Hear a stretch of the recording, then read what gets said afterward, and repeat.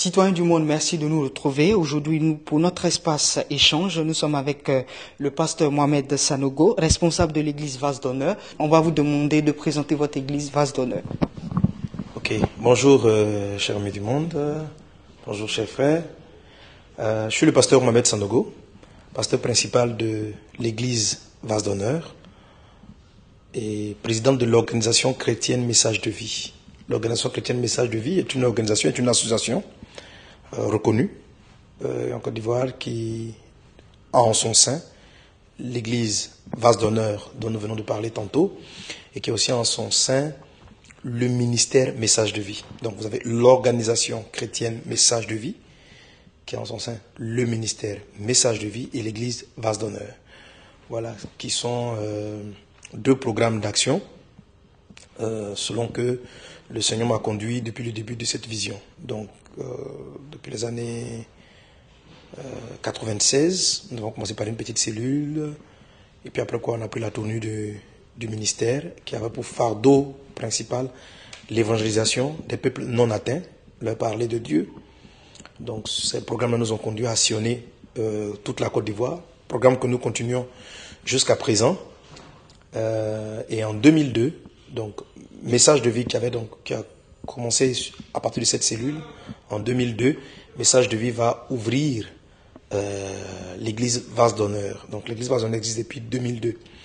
Donc on a préféré, pour un problème d'organisation, que les deux n'aient pas le même statut administratif. Donc vous avez l'église Vase d'Honneur qui fonctionne en tant qu'église, et puis maintenant donc le ministère Message de Vie, et les deux ont été regroupés au travers de cette organisation chrétienne Message de Vie. D'accord. Pasteur, nous allons attaquer le but même de cet entretien avec vous.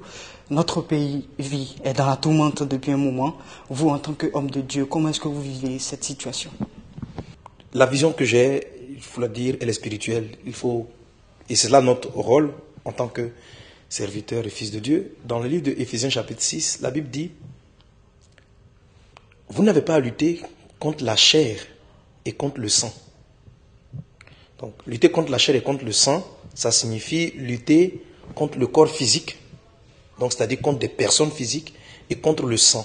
Le sang, c'est l'âme. La Bible dit que l'âme de l'homme est dans son sang. Donc, dans l'âme, vous avez donc les raisonnements, les idées des personnes, leurs attitudes. Donc, parce que dans l'âme, vous avez les émotions, vous avez, dans l'âme d'une personne, vous avez aussi ses attitudes, son comportement. Et c'est pas quelque chose de physique. Voilà, le tempérament d'une personne n'est pas physique, le tempérament d'une personne est dans son âme. Jésus dit dans ce passage il dit au travers de l'apôtre Paul, que nous n'avons pas à lutter contre le corps d'un homme, contre un homme physique et contre le sang. Mais, c'est-à-dire contre le sang, c'est-à-dire contre les habitudes, contre certaines choses, contre l'homme en tant que tel. Donc, nous n'avons pas à lutter contre la chair et contre le sang, mais contre les esprits méchants dans les lieux célestes. Voilà, donc, toute guerre, tout trouble, toute situation confuse émane des esprits méchants. Et il est du devoir des chrétiens, des croyants, de combattre. La Bible dit que Dieu nous a donné le pouvoir d'écraser les serpents, les scorpions et toute la puissance de l'ennemi. C'est-à-dire tout ce que le diable, l'ennemi est capable de déployer comme puissance, nous sommes appelés à triompher de ces forces-là. Les hommes qui ne connaissent pas Dieu, qui vont à l'église ou bien qui n'ont pas cette connaissance spirituelle, vont peut-être continuer à mener les luttes politiciennes, les combats humains.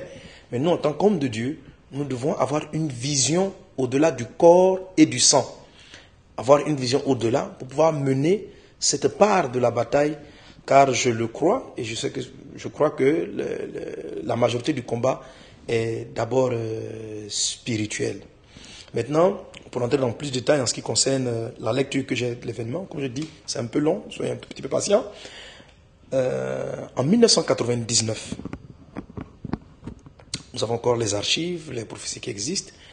Je sais qu'à l'époque, j'avais été interviewé par Cissé Images, voilà, qui est assez connu, et puis un caméraman connu, Laurent Bado, qui était là, donc je crois dans les années 2000. Nous avons reçu dans notre cellule de prière, donc nous étions un peu au départ de notre mission, où le Seigneur nous avait annoncé, d'abord au travers de certains prophètes autour de nous, que la Côte d'Ivoire allait connaître une guerre. chose que je n'ai pas acceptée dans mon cœur. J'ai refusé, je voulais intercéder contre la guerre, parce que c'est mon type d'appel. Mon appel ministériel est un appel d'intercesseur, c'est-à-dire, j'entends qu'il y a quelque chose qui ne va pas, et j'ai à cœur de prier pour que la chose soit corrigée, pour que Dieu fasse grâce, et Dieu accorde sa miséricorde, un peu comme Abraham, malgré le péché de Sodome et Gomorrhe, a eu à plaider auprès de Dieu pour que la ville soit sauvée. Donc, nous recevons cette parole. Et un jour, pendant que je prie, je suis comme enlevé dans mon esprit. Nous sommes en 99. Je suis comme enlevé dans mon esprit. Et puis, je me retrouve dans un environnement spirituel où je crois que, comme devant moi, je n'ai pas dit j'ai vu Dieu, mais comme une forme donc divine. Et puis, il y avait des personnes qui étaient assises, qui faisaient environ 3/4 de cercle. Et je sentais que là, sur ma droite, c'est-à-dire donc à gauche du Seigneur, il y avait un ex, c'était le diable, Satan. Et donc, j'étais dans la vision. On était dans un groupe, physiquement, sur la terre, ici, on était en prière. On priait parce que 2 semaines avant, un frère avait reçu une prophétie dans laquelle le pays allait connaître de graves troubles. Et puis, quelque temps après, le jour où j'ai eu la vision, il y avait les périodes de mouvement avec le général Guéhi. C'était un peu dans cette période-là. Et j'étais resté à la maison avec un petit groupe, quand on avait 3-4 personnes, au plus 5, et on priait. Et c'est en ce moment-là, pendant qu'on était en train de prier, que j'ai l'impression que dans mon esprit, j'étais plus là. Je me suis retrouvé et j'entends cette voix qui me dit, Mohamed, je te fais monter ici pour te montrer ce qui va arriver à ta nation. Et le Seigneur me dit, Satan a réclamé la Côte d'Ivoire pour la cribler. Comme ce fut le cas de l'apôtre Pierre, dans le livre de Matthieu, que Pierre était réclamé pour être criblé. Et j'entends, et je te fais venir ici, en fait, pour te montrer ce qui va arriver à ton pays. Et quand j'arrive dans cet environnement céleste, donc Satan a réclamé la Côte d'Ivoire pour la cribler et il a eu gain de cause. Donc Satan a réclamé des nations comme le Rwanda, comme le Libéria, il les réclame. Et la réclamation du diable s'appuie très souvent sur des choses vraies. C'est-à-dire, Dieu t'a dit dans ta parole que celui qui fait ceci mérite cela. Celui qui a fait telle faute mérite cela. Sur cette base, lui là, je le veux. Parce qu'il a fait tel acte, il a fait ceci, il a fait cela. Moi, j'ai le droit maintenant de le détruire. Donc, est-ce que le Seigneur m'explique? En 99, donc, voilà ce que Satan a décidé de faire contre la Côte d'Ivoire. Et c'est un peu comme si le Seigneur, en m'entraînant dans ce couloir, il me montrait déjà les nations qui avaient connu des événements similaires et celles qui allaient en connaître encore, m'a dit, en quelque sorte, quand ça lui est accordé, ne prie pas pour empêcher, mais intercède plutôt pour le relèvement du pays. Pas pour, parce que Jésus dit dans ce passage, Pierre, Satan t'a réclamé pour te cribler, mais j'ai prié pour toi, afin que lorsque tu vas te relever.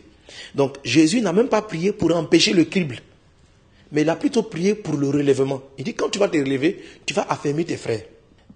Mais moi, en 99, je n'ai pas accepté la parole. Il faut le dire. Donc, nous revenons au lieu. Du coup, il y avait le conseil. Pour moi, c'était un conseil spirituel qui statuait. Et puis, je commence à plaider. Je dis, Seigneur, c'est vrai, la Côte d'Ivoire a beaucoup péché. Si nous devons regarder nos œuvres là, on est digne de l'enfer. Mais quelle nation ne l'a pas faite?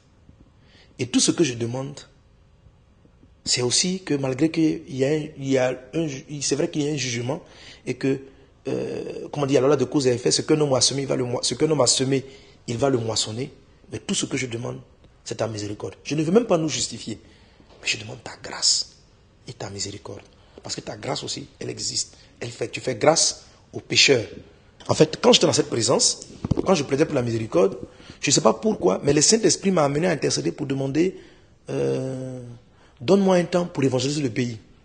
Donc j'ai dit, Seigneur, donne-moi, je lui ai demandé 3 ans. Donne-moi 3 ans. Donne-moi 3 ans. Et je vais parler de toi à toute la Côte d'Ivoire. Et puis il y a un moment de silence. Et le Seigneur m'a dit, je t'en donne 7. 7 ans. Quand maintenant je me réveille, on finit la prière, j'entre dans la chambre. Je prie. Ça signifie quoi? Et puis, 3 ans pour faire quoi? 7 ans pour faire quoi? Je ne comprenais pas trop en fait. Qu'est-ce que moi-même j'avais demandé là? Je ne comprenais pas trop pourquoi j'ai demandé 3 ans, 7 ans, c'est quoi? Et puis bon, là, j'en connais une petite vision, je vois la moisson, l'évangélisation, tout ça.